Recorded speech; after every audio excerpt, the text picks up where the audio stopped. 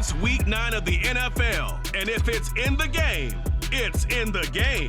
It's the Vikings and the Commanders, and it comes your way next.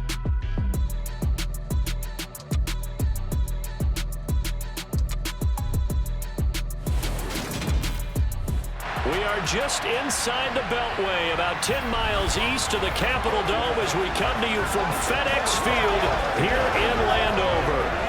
Today, it's a Week 9 matchup set to go here between the Minnesota Vikings and the Washington Commanders.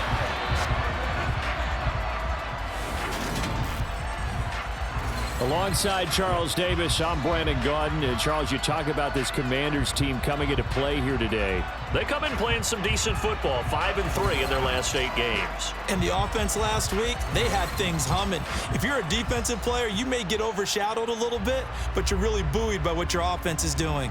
Meanwhile, for our visitors, the Vikings, they're hitting their stride of late. Winners of 3 of their last 4. And this coaching staff has to be pleased with how their defense played last week. They held their opponents to 3 points, and that was it. If they get anything comparable to that performance, this one's in the bag.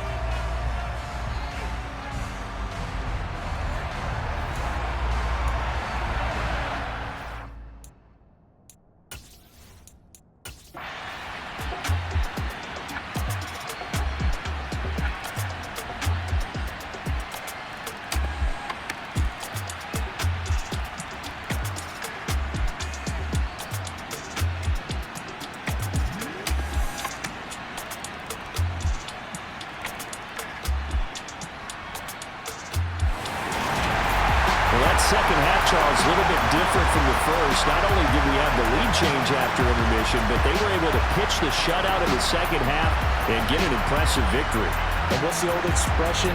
That's not quite how I saw it playing out in my head. You know they didn't expect this at all. As you mentioned, went into the half with the lead.